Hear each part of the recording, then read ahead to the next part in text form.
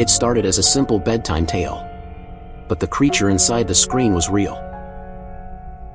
One night, just as a boy was about to fall asleep, he noticed his phone screen suddenly light up. On it, a strange, glowing creature was staring straight at him. Curious, he scrolled through the screen. It was a scary story about someone named Larry. Larry was lonely. He just wanted a friend. At that moment, the lights in the boy's room began turning off one by one. The hallway in his room were swallowed in darkness. He started to feel nervous. He grabbed his flashlight and shined it into the hallway. Heavy footsteps echoed closer and closer toward his room. Panicking, the boy jumped off his bed and slammed the door shut. But as soon as he climbed back under the covers, the door slowly creaked open again. This time, he blocked it with toys and a bucket, hoping that would stop whatever was coming. Then he dove back into bed. Everyone says that hiding under a blanket is a safe place, that no creature can reach you there. But even with the door barricaded, something slammed into it from the other side. The boy screamed in terror from beneath his blanket. Suddenly, his mom pulled the covers off him. It had all been a nightmare, but it had felt so real, the fear still made him tremble. That boy's name was Oliver. He wasn't like other kids. Born with autism, Oliver didn't speak much. He mostly used his phone to communicate. Because he often felt isolated, even at school, his phone became his closest companion.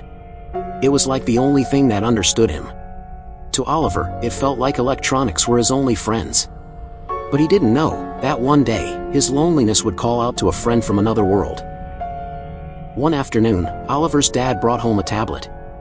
Oliver grabbed it immediately and excitedly ran to his room. He opened a special effects app, but as he explored it, something strange appeared on the screen. He stopped, then slowly moved around. The app glitched, showing a creepy face. The next morning, Oliver was testing the tablet's voice function. To his shock, it actually spoke back to him. When he asked, "Who's talking to me?" the screen went dark.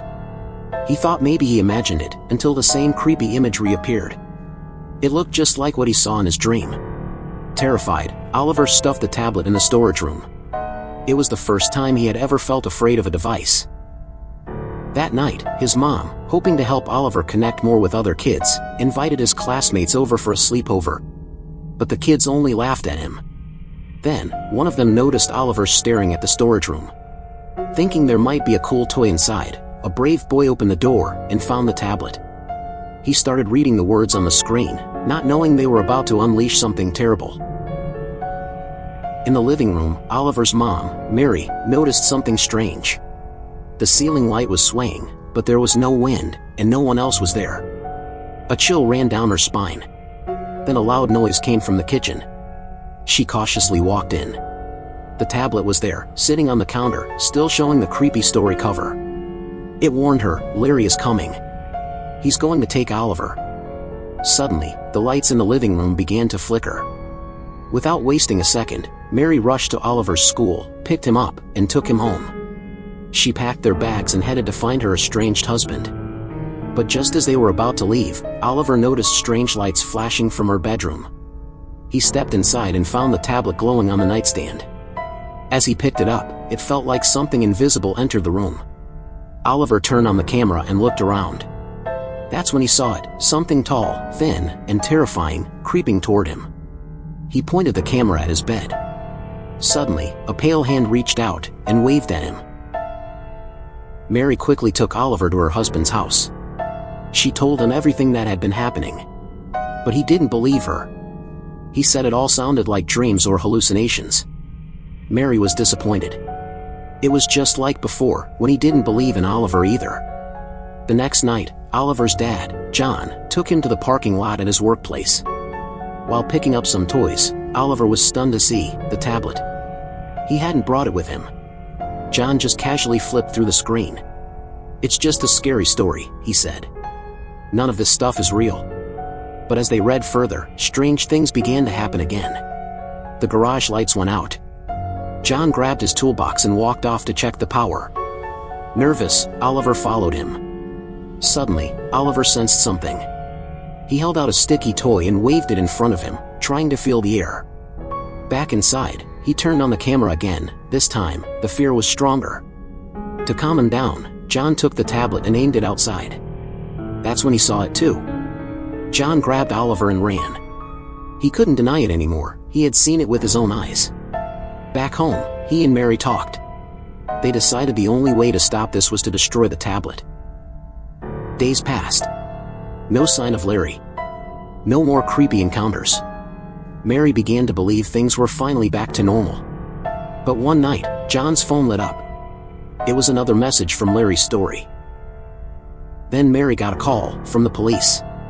John had been in a serious accident. He was unconscious in the hospital. Right after the call, her phone lost signal. She looked down and saw Larry's story on her screen again. Panicking, she dumped every electronic device in the house into the trash. But when she stepped back inside, the television suddenly turned on.